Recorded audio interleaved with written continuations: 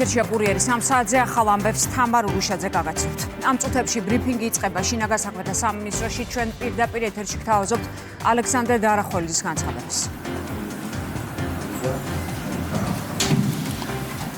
მოგესალმებით.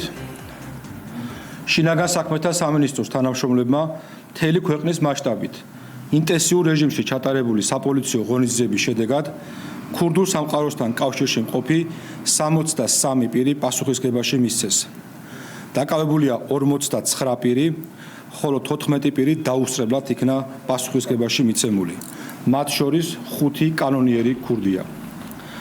მათ ბრალად ედებათ ქურდული სამყაროს წევრობა, ქურდულ შეკრებაში მონაწილეობა, ქურდული სამყაროს საქმიანობის მხარდაჭერა, კანონიერი ქურდობა და ქურდული სამყაროს წევრისთვის მიმართვა. დაკავებულთა უმრავლესობა წარსულში სხვადასხვა მძიმე და განსაკუთრებით მძიმე დანაშაულისთვისაა ნასამართლები. შინაგან საქმეთა სამინისტროს თანამშრომლებმა აღნიშნული საპოლიციო ღონისძიება მოსამართლის განჩინების საფუძველზე ჩაატარეს. სამართალდამცველების მიერ მოსამართლის განჩინების საფუძველზე ბოლო რამდენიმე თვის განმავლობაში განხორციელებული ფარული საგამოძიებო მოქმედებების შედეგად მოპოვებული მტკიცებულებებით დადგინდა, რომ ბრალდებულები კავშირზე იყვნენ საზღვარგარეთ ყოფ ეგრეთ წოდებულ კანონიერ ქურდებთან, ასრულებდნენ მათ დავალებებს და აქტიურად მონაწილეობდნენ ქურდული სამყაროს საქმიანობაში. ასევე დგინდება, რომ ბრალდებულებისა და მოდავე მხარეების მონაწილეობით სხვადასხვა დროს საქართველოში და საზღვარგარეთ ეგრეთ წოდებული ქურდული გარჩევები ეწყობოდა, რომლებშიც საზღვარგარეთ ყოფი კანონიერი ქურდებიც მონაწილეობდნენ. ბრალდებულები შეკრებებზე ეგრეთ წოდებული ქურდული ტრადიციების შესაბამისად გადაწყვეტილებებს იღებდნენ ერთ-ერთ მოდავე მხარეს მეორის, ასევე თავიანთ სასარგებლოდ განსაზღვრულ დროში გარკვეული თანხის გადახდას აკისრებდნენ. იმ შემთხვევაში, თუ ისინი არ დაემორჩილებოდნენ მათ მითითებებს, სიტყვიერ და ფიზიკურ შეურაცხყოფას აყენებდნენ. ასევე ემუქრებოდნენ ოჯახის წევრების სიცოცხლის მოსპობით. პოლიციამ ბრალდებულების პირადი და საცხოვრებელი სახლის ჩხრეკის შედეგად მიმტკიცებად ამოიღო კომპიუტერული ტექნიკა და მობილური ტელეფონები, რომელთა საშუალებითაც ისინი ერთმანეთს და საზღვარგარეთ ყოფ კანონიერ ქურდებს უკავშირდებოდნენ. გარდა ამისა, ჩხრეკის შედეგად ამოღებულია ცეცხლსასროლი იარაღი. გამოძიება საქართველოს სისხლის სამართლის კოდექსის 223 პრიმა, 223 სეკუნდა, 223 ტერცია და 223 კვარტა მუხლებით მიმდინარეობს, რაც 15 წლამდე ვადით თავისუფლების აღკვეთას ითვალისწინებს. საქართველოს შინაგან საქმეთა სამინისტროსთვის ერთ-ერთ უმთავრეს პრიორიტეტს წარმოადგენს ორგანიზებულ დანაშაულთან, მათ შორის ეგრეთ წოდებულ ქურდულ სამყაროსთან დაკავშირებული დანაშაულებრივი საქმიანობის წინააღმდეგ სისტემური და შეურიგებელი ბრძოლა. კიდევ ერთხელ ხაზგასმით ვაცხადებთ, რომ ნებისმიერი პირი, რომელიც ჩაიდენს დანაშაულებრივ ქმედებას, კანონის სრული სიმკაცრით დაიჯება. ჩვენი მთავარი მიზანია მაქსიმალურად უზრუნველყოთ საზოგადოების უსაფრთხოება და დავიცვათ საქართველოს თითეული მოქალაქე. დიდი მადლობა ყურადღებისთვის. თქვენ პირდაპირ ეთერში უსმენთ ალექსანდრე დარახველის, როგორც მოისმინეთ, საპოლიციო ღონისძიება მთელი ქვეყნის მასშტაბით ჩატარდა ქურდულ სამყაროსთან დაკავშირებული დანაშაულებისთვის პასუხისგებაშია მიცემული 63 პირი, 59 არის დაკავებული, 14 ბრალი დაუსწრებლად წარედგინა, მათ შორის არის 5 ეგრეთ წოდებული კანონიერი ქურდი. შინაგან საქმეთა სამინისტრომ გავრცელა ფარული მასალაც, რომელშიც ისმის დიალოგი ეგრეთ წოდებულ კანონიერ ქურდს, გოჩა ჯინჭარაძესა და კიდევ ერთ პირს შორის. საუბარი მიდის თანხების გადაცემაზე. Babo, короче, იქიდან ერთი ხალხა გაიჭიდა მეთქი ვინც ამას ფულს აჩერეს კუჩის ბიჭვარო რომ მითხრა უცებ გეუნები მელევა მაგას короче იქ 11,000 მაგაზი აქვს მიცემული იმას იმ სირიკოს ამას აქ აი ფული გაჩერებული ფული დარიცხე მეოთხარი ჩვენი ძმა მეოთხარი ელოდება მე ვეუნები ბიჭო განაბის სიტყვებს გეუნები და შენ როგორაც სერვინებ ხალხს მეოთხარი დროზე ფული დარიცხე და სხვაზე ხარ რაღაცებს და წაგან დაუფიქსირე კი ფიქსირე ფუთხარი მე შენ უბრალოდ მის სიტყვები გითხარი და შენ კიდე ფულს აჩერებ მეოთხარი მე პიდა მეოთხარი წეღა შენ მეოთხარი ქურდის სიტყვებს გეუნები და შენ ხო კიდე ფულს აჩერებ ფუთხარი მე ამისა შენ დედას მეოთხარი პიდა მეოთხარი მოიყვანე მეოთხარი პლატნები ხო და მეოთხარი გეუნებით აგერ განაბის სიტყვებს ფული გადარიცხოთ ოჯახში მეთქი ამნისტია მართვის ჩამორთმეულ მოწმობებზე პრემიერის ინიციატივით სხვადასხვა სამართალდარღვევის გამო მოქალაქეებისთვის ჩამორთმეულ მართვის მოწმობებზე ფართო მასშტაბიანი ამნისტია 1 იანვრიდან ცხადდება. პროექტი პარლამენტმა სესიაზე პირველი მოსმენით განიხილა. ვის შეეხება ამნისტია? ისინი არიან პირები, რომლებსაც მართვის მოწმობა ჩამორთვეს ალკოჰოლის მოხმარების გამო, ასეთი არის სულ 18300 შემთხვევა, მათ ვისაც შემთხვევის ადგილი მიატოვეს 1134, ნარკოტიკების მოხმარებისთვის 3504 პირი, ქულების ამოწურვისთვის 791 ადამიანი. ასევე ამნისტია შეეხება მართვის მოწმობის შეჩერება სისხლის სამართლის დანაშაულისთვის გამოტანილი განაჩენის საფუძვლით და სხვა მიზეზებით, მათ შორის წინა ადმინისტრაციული ჯარიმის გადაუხდელობის გამო. ამნისტია არ გავრცელდება შემთხვევებზე, რომლებიც მძიმე ნარკოდანაშაულს ეხება, ან როცა ავტოსაგზაო შემთხვევას ადამიანის დაზიანება ან გარდაცვალება მოხდა. თამარ თათარაშვილი ჩაგვერთვება ახლა პირდაპირ ეთერში, ის დეტალებს მოგყვება, გისმენთ თამარ. საკითხი პირველი მოსმენით სესიაზე არის უკვე განხილული, ჯერი არის უკვე კენჭისყრაზე, რის შემდგომაც პირველი მოსმენით საკითხი იქნება მიღებული და წინ იქნება მეორე და მესამე მოსმენა. საქმე ეხება კანონპროექტს და ამნისტიას, რომლის მიხედვითაც იმ პირებს, რომლებსაც ჰქონდათ სამართალდარღვევის ფაქტები 2025 წლიდან 10 დეკემბრამდე და ამის გამო აქვს ჩამორთმეული მართვის მოწმობები, მათ შეეხებათ ამნისტია და ეს მართვის მოწმობები დაუბრუნდებათ. სტატისტიკის მიხედვით ყველაზე მეტი ასეთი შემთხვევა მოდის ალკოჰოლურ თრობაზე, სიმთვრალეზე, რის გამოც საპატრულო ეკიპაჟმა, პოლიციამ ჩამოართვა კონკრეტულ სუბიექტებს მართვის მოწმობები. სწორედ მათზე გავრცელდება ამნისტია და ისინი უკვე კანონის ამოქმედების შემდეგ ვადაზე ადრე შეძლებენ მართვის მოწმობების დაბრუნებას. ასევე ამნისტია ვრცელდება იმ პირებზეც, რომლებსაც აქვთ განულებული 100 ქულა კონკრეტული სამართალდარღვევების საგზაო მოძრაობის წესების დარღვევის გამო აქვთ ეს განულებული. ამ ამნისტიის შედეგად მათ ექნებათ საშუალება უკვე 1 იანვრიდან რომ დაიბრუნონ მართვის მოწმობები. ასევე კანონი ვრცელდება მათ შორის იმ პირებზე, რომლებსაც მართვის მოწმობა აქვთ ჩამორთმეული ნარკოტიკული საშუალებების მოხმარების გამო. თუმცა ამ შემთხვევაში ერთი პირობით ეს პირები კანონის მიხედვით ამ პირებმა უნდა მიმართონ მომსახურების სააგენტოს, ჩაიტარონ შესაბამისი სამედიცინო კვლევა და ექსპერტიზის შემდგომ უკვე მათ, როდესაც დადასტურდება, რომ ისინი აღარ არიან ნარკომომხმარებლები, ექნებათ საშუალება, რომ დაიბრუნონ მართვის მოწმობები. კანონი არ ვრცელდება და ამნისტია არ შეეხება იმ პირებს, სადაც ავტოსაგზაო შემთხვევების დროს მომხდარი დასრულდა ფატალურად. ალკოჰოლური სიმთვრალის მდგომარეობაში მართვა ან საშუალების მართვასთან დაკავშირებული სხვა ცალკეული ადმინისტრაციული სამართალდარღვევების ჩადენა, მათ არ მოუნდა ამავდროულად მეორე შემთხვევა, როდესაც ავარიის შემთხვევაში მიატოვეს ავარიის ადგილი. ამ შემთხვევაში 2026 წლის 1 თებერვლიდან აღუდგებათ მართვის მოწმობები. ამავდროულად იმ შემთხვევაში თუ პირებს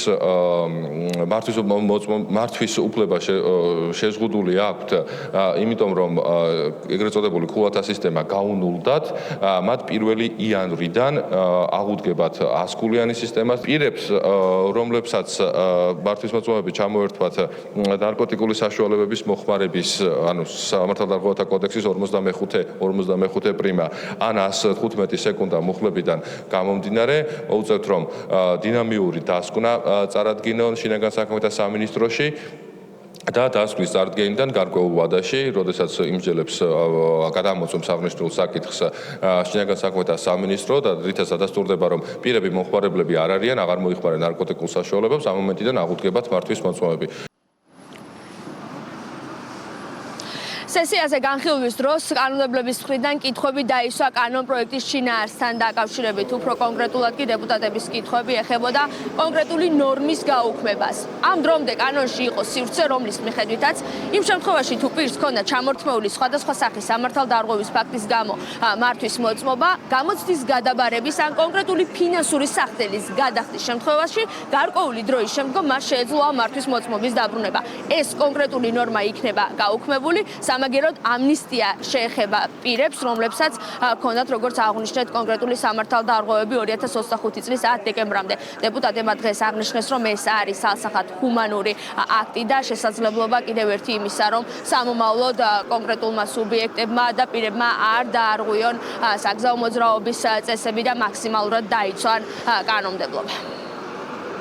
ერთის მხრივ ჩვენ ამ ადამიანებს ვაძლევთ უფლებას აღიდგინონ მართვის მოწმობები, მაგრამ ამავდროულად ჩვენ კანონმდებლობიდან ვიღებთ ყველა იმ უხს, რომელიც მომავალში და უკვე დღეს რომ ადამიანმა ჩაიდინოს დანაშაული, იმიტომ რომ ამნისტია 2025 წლის 10 დეკემბრამდე ვრცელდება, აღარ ასუდეს იმ ვადის გარდა, რასაც მასზე გამოწერილი იქნება სასჯელი, არც ნახევარი ვადის მერე, არც რაიმე თანხის მერე მართვის მოწვევის უფლება აღარ საღდგენის უფლება არ ექნება. პრაქტიკულად ბოლო 1 წლის განმავლობაში არ ყოფილა შემთხვევა, როდესაც მაგალითის რომ წარმოვიდგინოთ ალკოჰოლური თრობის შემთხვევაში, როდესაც ადამიანი მართავს სატრანსპორტო საშუალებას, მას ჩამოერთვება მართვის მოწმობა 1 წლის ვადით. კანონმდებლობით გათვალისწინებული იყო, რომ ნახევრის ანუ 6 თვის გასვლის შემდეგ შესაძლებელი იყო, რომ მიემართა საპატრულოს ხელმძღვანელისათვის თუ ჩააბარებდა გამოცდას, მართვის მოწმობის გამოცდას, ან თუ გადაიხდიდა შესაბამის თანხას, კანონით გათვალისწინებულ თანხას და რიგ კრიტერიუმებს დააკმაყოფილებდა,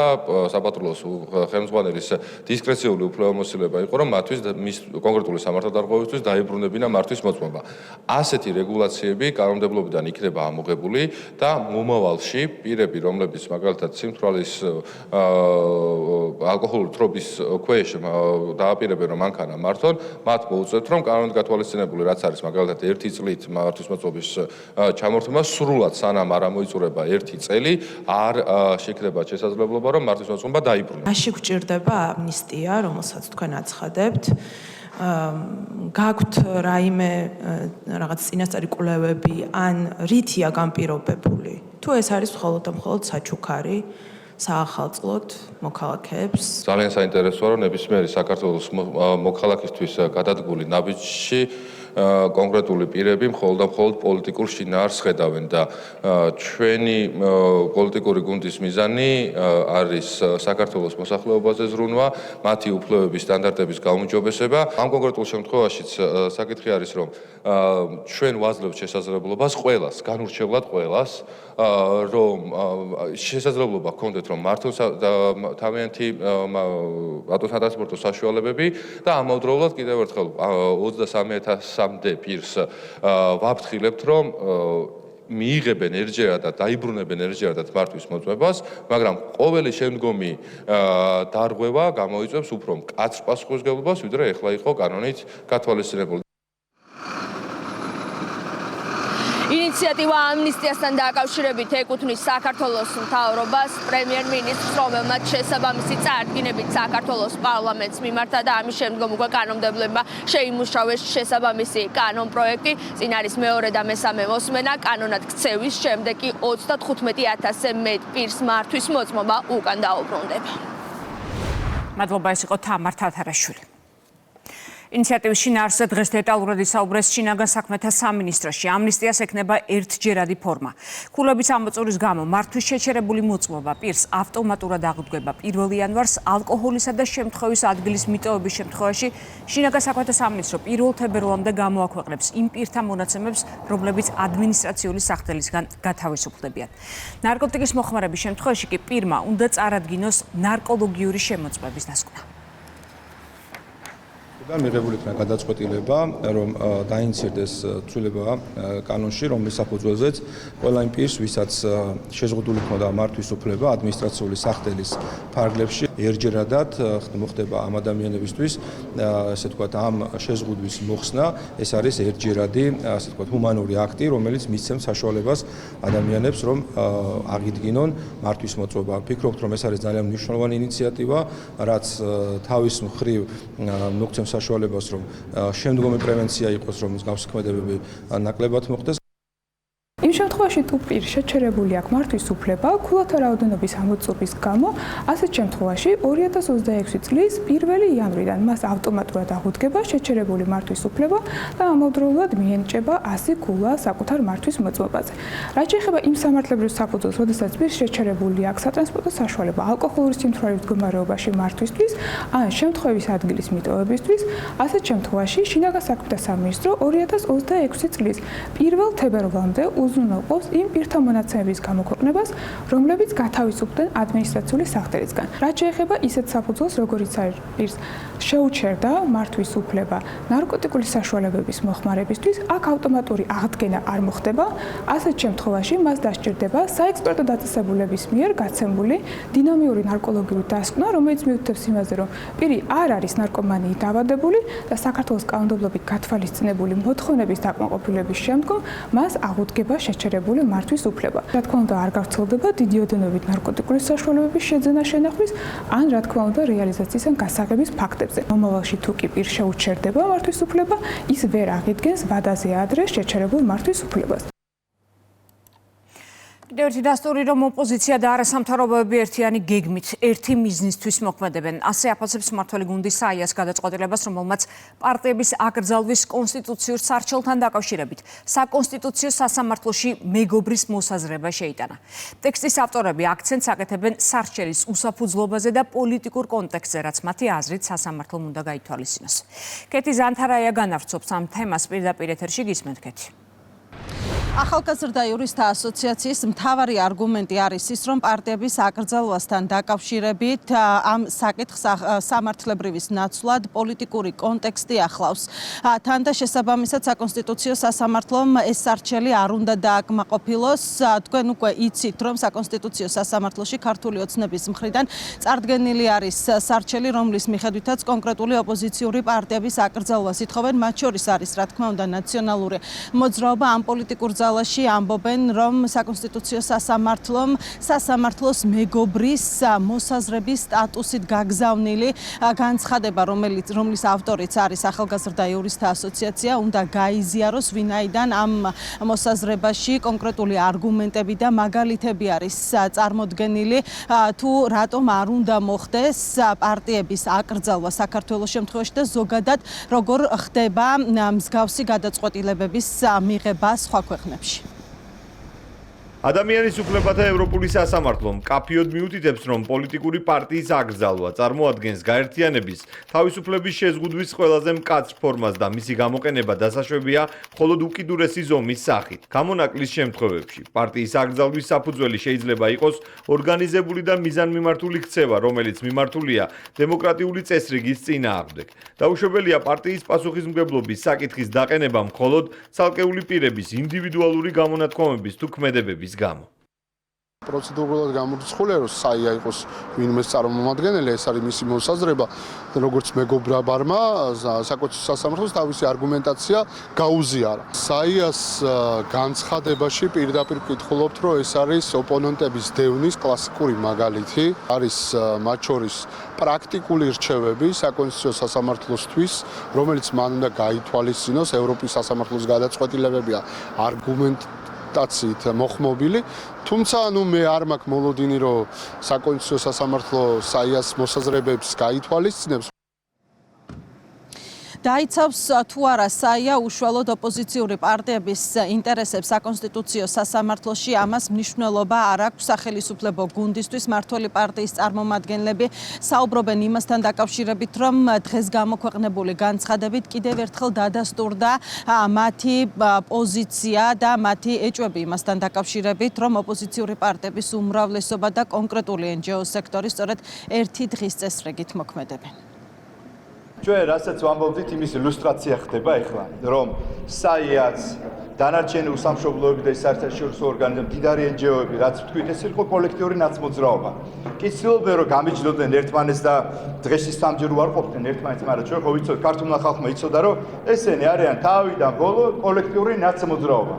მთელი თავისი სტრუქტურით, მთელი თავისი არასამთავრობო სექტორით, მთელი თავისი ეგრეთ წოდებული სამოქალაქო აქტივისტებით და მთელი მათი ესე იგი პარტიებით ეგრეთ წოდებული, რომელიც ახალი შექმნეს თვითონ თავისი ჭკუით. არა, ილუსტრაცია, ბუნებრივია საიამ უნდა დაიცვას ნაციონალურ მოძრაობა, იმიტომ რომ ერთნი არიან, ერთმანეთი გამოზარდეს, ერთი ჯგუფი არის ესენი, რომელიც ერთ აგენტურას წარმოადგენენ, რომელიც დაკვეთას ასრულებს მთელი ამ წლების განმავლობაში და ბუნებრივია ახლა ეთქობა ახალი გრანტი მიიღეს, არ გამოურიცხავროთ, დაიცვან ახლა ეს მწვალებელთა პარტია. კონკრეტული ოპოზიციური პარტიების საქმიანობის აკრძალვასთან დაკავშირებით ქართულმა ოცნებამ საკონსტიტუციო სასამართლოს სარჩელით არჩევნების შემდეგ მიმართა.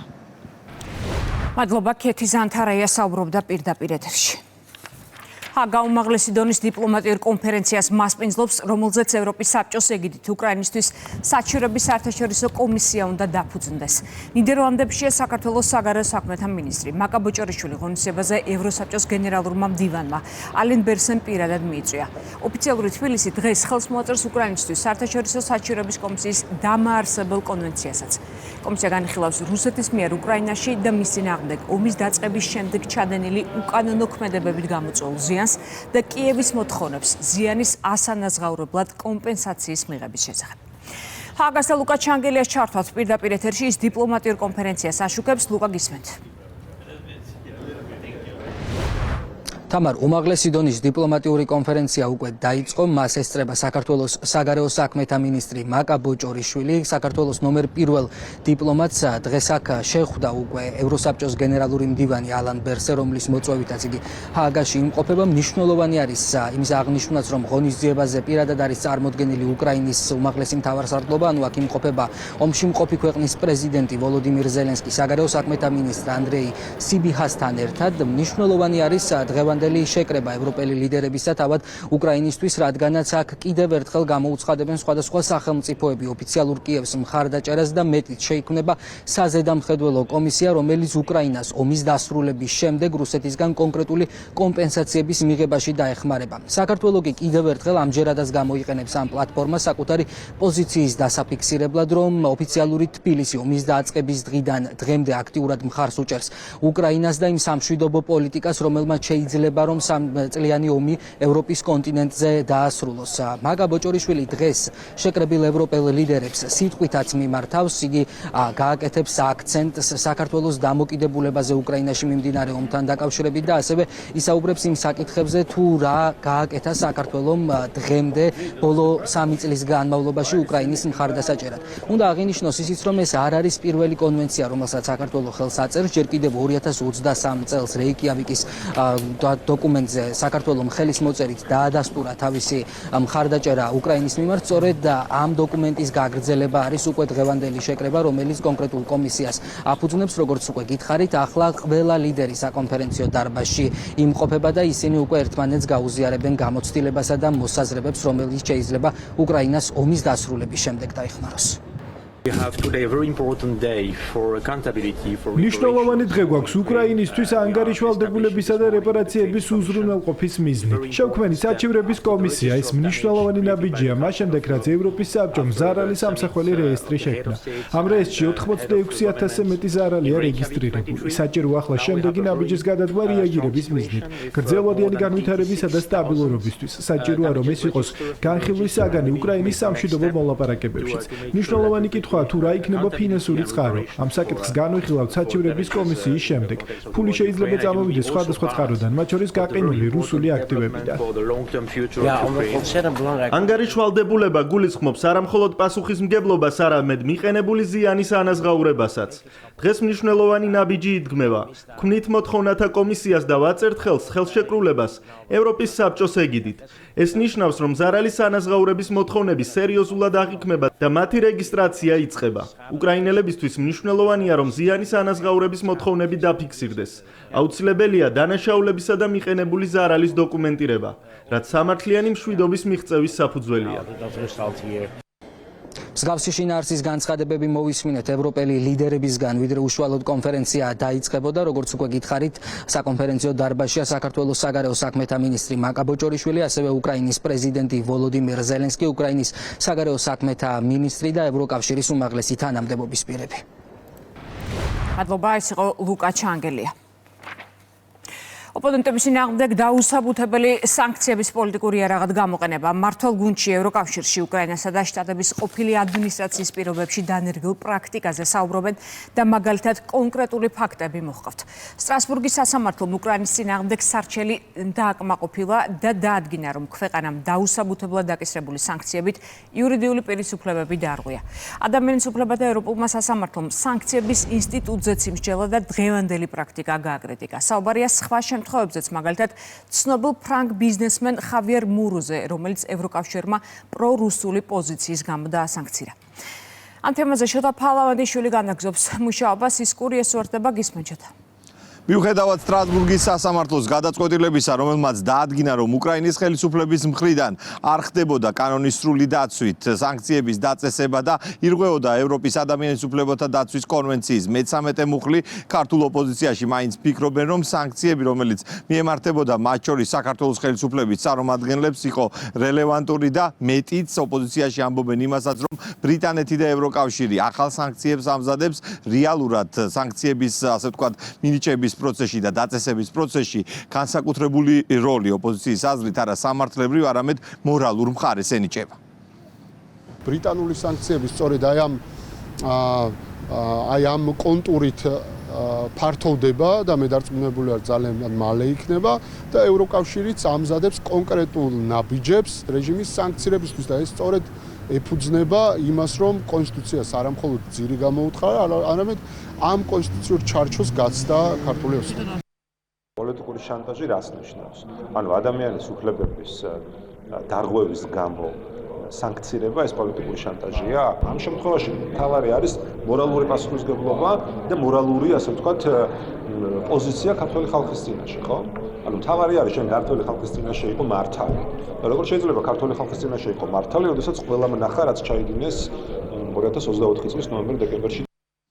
სტრასბურგის გადაწყვეტილებას მორიგ აღიარებას უწოდებენ მმართველ გუნდში, სადაც ამბობენ, რომ სტრასბურგმა დაადასტურა, რომ რეალურად უკრაინის ხელისუფლება, ასევე შეერთებული შტატების წინა ადმინისტრაცია სანქციებს იყენებდა არა მიზნობრივად, არამედ პოლიტიკური შანტაჟის გასაძლიერებლად, მათ შორის სანქციები, რომელიც დაწესდა საქართველოს ხელისუფლების წევრების წინააღმდეგ, იყო სპეციალურად სადამსჯელო ხასიათის და რეალურად ის ისახავდა ოპონენტების წინააღმდეგ კონკრეტული ქმედითი ნაბიჯების გადადგმას, რათა ამ ფორმით, ასე ვთქვათ, გაეკრიტიკებინათ და შეეცვალათ ის პოლიტიკა, რომელსაც მათ შორის საქართველოს ხელისუფლება ატარებდა. მმართველი გუნდის წევრების თქმით, სტრასბურგის გადაწყვეტილება ადასტურებს იმას, რომ საქართველოს ხელისუფლება რეალურად ყველა ნაბიჯს სწორად დგავდა და ადეკვატური იყო ყველა ის, ასე ვთქვათ, განცხადება და ქმედება, რომელიც უკანონო სანქციებს მოჰყვა.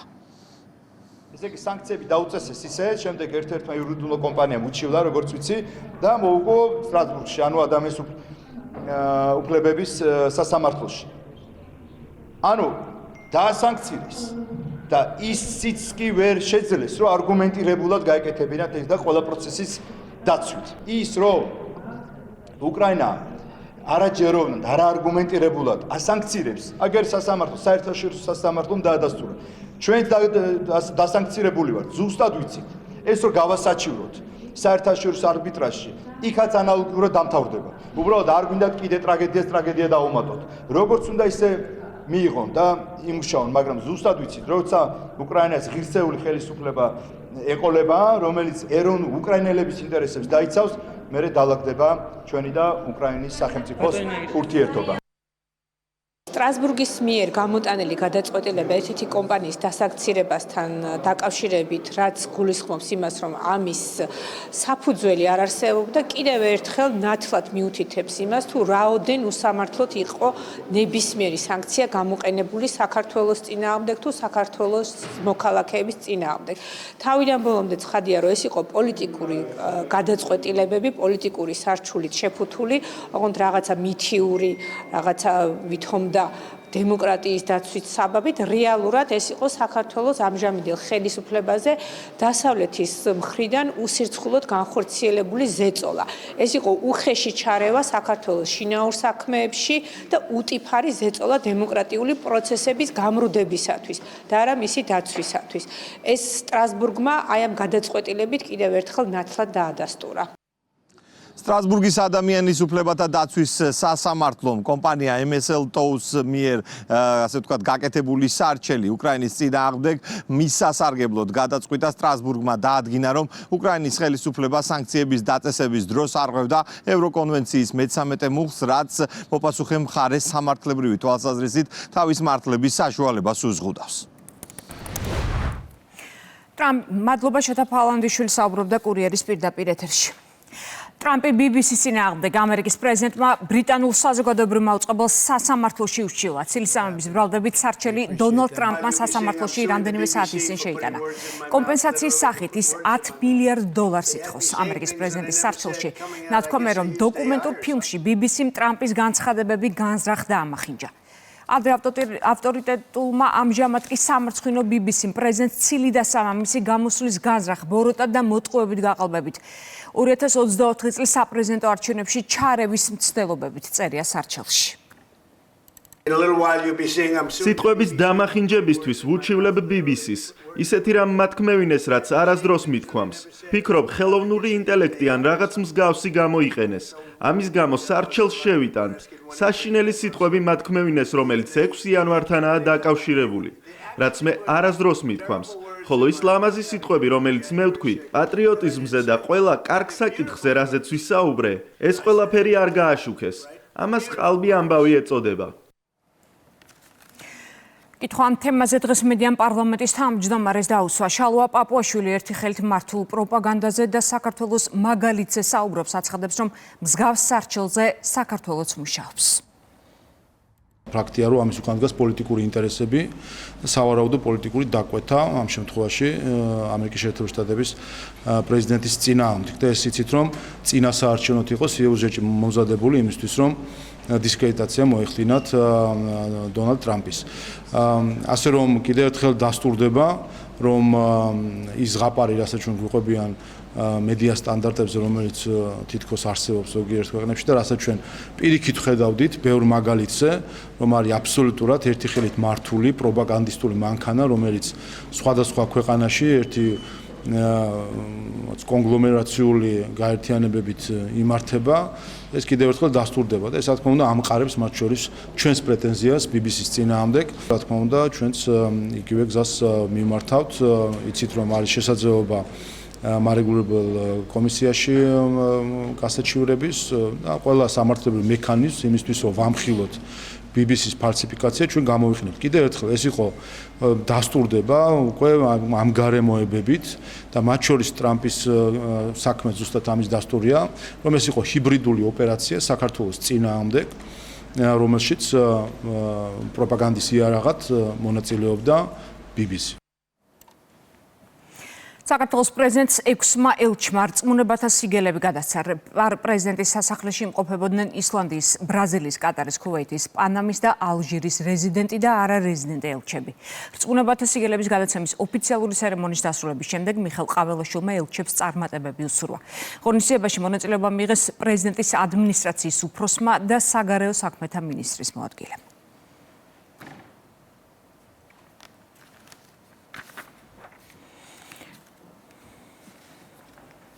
პარლამენტის თავმჯდომარე ბელორუსის ელჩი შეხვდა. ნიკოლაი როგაშჩუკმა დაადასტურა საქართველოს დამოუკიდებლობისა და ტერიტორიული მთლიანობის მხარდაჭერა და ეკონომიკური ურთიერთობების განვითარებაზე ისაუბრა.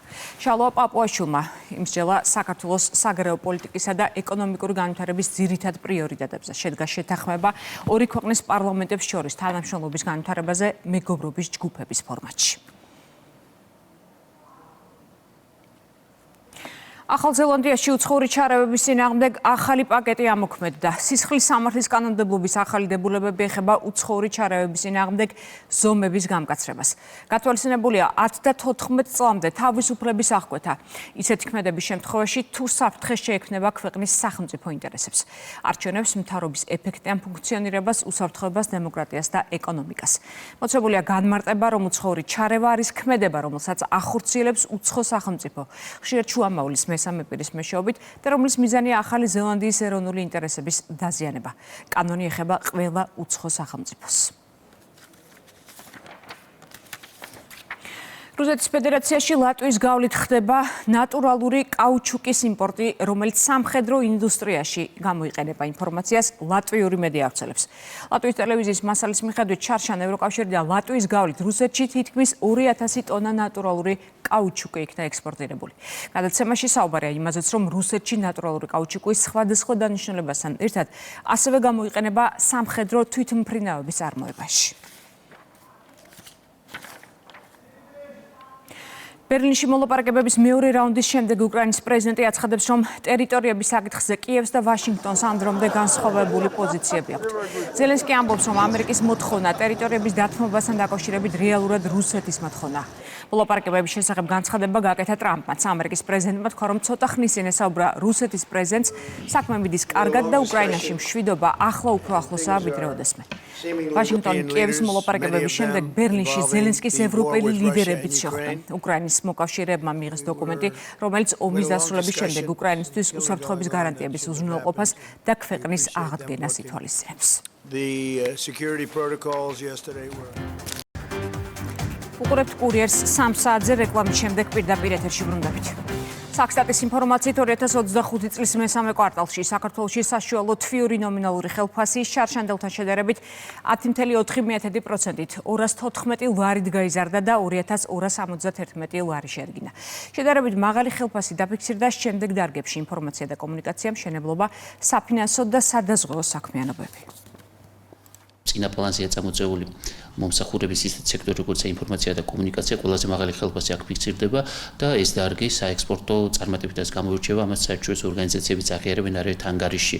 მნიშვნელოვანის და მშენებლობის სექტორში ხელფასებისა 5%-იანის და 10%-ზე მაღალის და 11%-იანის და დაახლოებით სადაზღვევო საფინანსო სექტორში და ძალიან მაღალი ზრდა არის სამთავრობოებრივი მრეწველობის მიმართულებით, კარიერების დამუშავების ამ მთლიან დარგში 30%-ზე მაღალია სახელმწიფო ცხოვრების მატება 3000 ლარზე მაღალია შედეგი 3100 ლარზე მაღალია სახელმწიფო ცხოვრება მიმართულებით 2025 წლის განმავლობაში ეკონომიკის მაღალი ზრდის ტენდენციები რა თქმა უნდა აისახება დაქირავებათა საქმეთა შრომის ანაზღაურების ზრდაზე კერძოდ 2025 წლის მესამე კვარტალში შრომის ანაზღაურება 10%-ზე მეტად გაიზარდა და 2272 ლარი შეადგინა აქვე უნდა აღინიშნოს რომ ხელფასების ზრდა ფიქსირდება ეკონომიკის თითქმის ყველა სექტორში გამორჩეულად მაღალი ზრდა ფიქსირდება სამთავრობოებრივი მრეწველობის მშენებლობის და ენერგეტიკის სექტორებში აქვე უნდა აღინიშნოს რომ ჩვენი მიზანია რომ შევინარჩუნოთ მაღალი ეკონომიკური ზრდის ტენდენციები არასტანდარტული ვაშლის რეალიზაციის ხელშეწყობის სახელმწიფო პროგრამა დასრულდა. პროგრამის შედეგები სამუშაო შეხვედრაზე შეაჯამეს. სახელმწიფო პროგრამაში ჩართულმა ხილის გადამამუშავებელმა 15-მა საწარმომ 40,000 ტონაზე მეტი არასტანდარტული ვაშლი ჩაიბარა. ფერმერებმა 12 მილიონ ლარზე მეტი შემოსავალი მიიღეს. სახელმწიფო სუბსიდია 4 მილიონზე მეტია. არასტანდარტული ვაშლის მოსავლის რეალიზაციის ხელშეწყობის სახელმწიფო პროგრამა წელსაც ჩატარდა. ცხადია, რომ ეს არის ძალიან მნიშვნელოვანი ფერმერებისთვის, რომელსაც არასტანდარტული ვაშლის რეალიზაციის პრობლემა უდგებათ. მეორე მხრივ, ეს არის დიდი დახმარება იმ ხილის გადამამუშავებელი საწარმოებისთვის, რომელიც რეალურად თელ ამ მოცულობისგან ამზადებენ კონცენტრატს, რომელიც ძალიანად პრაქტიკულად ექსპორტზე გადის. ამ პროგრამამ ხელი შეუწყო ჩვენ ფერმერების არასტანდარტული ვაშლის რეალიზაციას. ეძლევა ჩვენ ფერმერებს, ჩვენ მოქალაქეებს мотиваცია, რომ უფრო მეტად იყვნენ ჩართულები სოფლის მეურნეობის მიმართულებით. ჩვენმა კომპანიამ წელს ჩაიბარა დაახლოებით 22000 ტონა ვაშლი, არასტანდარტული ვაშლი.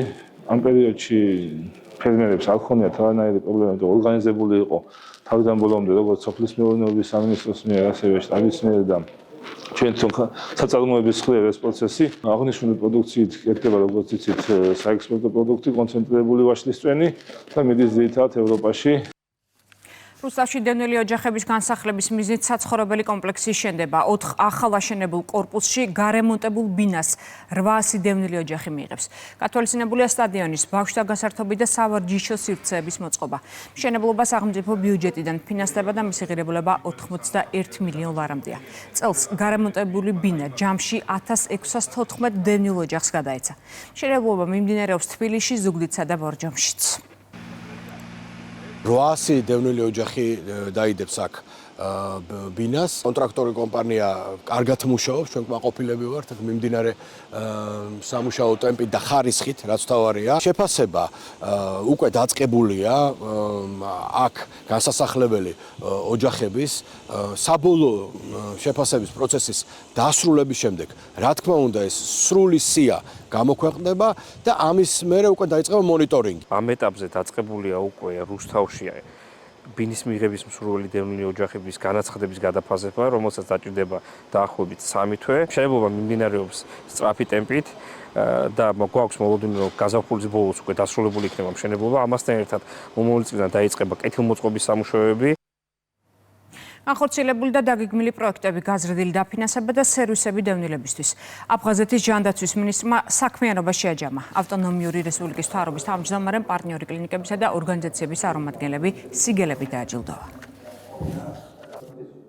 დღეს მოვისმინე და დავესწარი აფხაზეთის ჯანდაცვის სამინისტროს ანგარიშს, სადაც ნათლად არის წარმოდგენილი სამინისტროს მიერ განხორციელებული პროგრამები, რომელიც პირდაპირ მიესადაგება დევნილი მოსახლეობის ჯანმრთელობის დაცვას და მათზე ზრუნვას. დღეს სამედიცინო სფეროს წარმომადგენლებს და აფხაზეთის დევნილ საზოგადოებას წარუდგინეთ სამინისტროს საქმიანობის წლიური ანგარიში, სადაც დეტალურად ვისაუბრეთ იმ მიღწევებსა და გამოწვევებზე, რომლებიც წელს ჰქონდა. ჩვენი მიზანია ის შედეგები, რომელსაც წელს მიაღწია სამინისტრომ, მომდევნო წელს მნიშვნელოვნად გავაუმჯობესოთ.